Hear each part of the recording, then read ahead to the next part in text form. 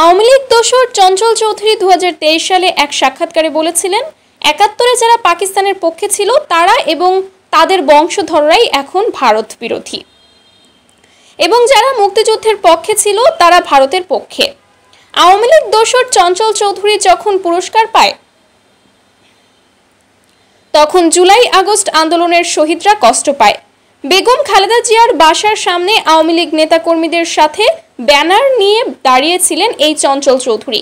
এখন সেই বিএনপির নেতাদের কাছে থেকেই পুরস্কার পায় চঞ্চল চৌধুরী। অভিনেতা ও অভিনেত্রীদের বিরুদ্ধে জুলাই আন্দোলনের ঘটনায় মামলা হয়েছে দেখা যাচ্ছে। সম্প্রতি এরকম 3টি মামলায় 27 জন অভিনেতা ও অভিনেত্রীকে আসামি করা হয়েছে। চঞ্চল চৌধুরী ধরাছোঁয়ার বাইরে মামলার বাদী সরাসরি বিএনপি ও তার অঙ্গ সংগঠনের রাজনীতির সঙ্গে জড়িত। তারা মনে করেন এই শিল্পীরা সরাসরি অপরাধে জড়িত না থাকলেও তারা আওয়ামী লীগের সমর্থক ও অর্থের যোগানদাতা, সেজন্য তাদের আসামি করা হয়েছে। জানা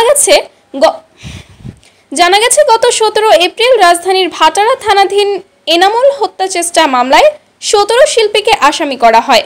20 এপ্রিল অভিনেতা ইরেশ জাকেরকে মাহফুজ আলম শ্রাবণ হত্যা মামলায় 157 নম্বর এজাহার নামীয় আসামি করা হয়। 30 এপ্রিল 14 জন শিল্পীর বিরুদ্ধে আদালতে দায়ের করা সাইফুদ্দিন মোহাম্মদ এমদাদ হত্যা চেষ্টা মামলায় আদালত আমলে নিয়ে শাহবাগ থানাকে এজাহার গ্রহণের নির্দেশ দেন। এছাড়া গত বছরের 5 নভেম্বর রাজধানীর উত্তরা থেকে অভিনেত্রী শমী কায়সারকে গ্রেফতার করে পুলিশ। পরের দিন উত্তরা পূর্ব থানার ইশতিয়াক মাহমুদ হত্যা চেষ্টা মামলার সন্দিগ্ধ আসামি হিসেবে তাকে গ্রেফতার দেখায় পুলিশ। পরের দিন তার 3 দিনের রিমান্ড মঞ্জুর করে আদালত। পরে আরও কয়েকটি মামলায় তাকে গ্রেফতার দেখানো হয়। গত মাসের 29 তারিখে অভিনেতা সিদ্দিককে আওয়ামী লীগের দোসর আখ্যা দিয়ে মারধর করে পুলিশে ধরিয়ে দেয় বিএনপি ও তার অঙ্গ সংগঠনের নেতাকর্মীরা। পরের দিন গুলশান থানার ভ্যান চালক জব্বার আলী হাওলাদার হত্যা চেষ্টার মামলার সন্দিগ্ধ আসামি হিসেবে তার 7 দিনের রিমান্ড মঞ্জুর করেন আদালত।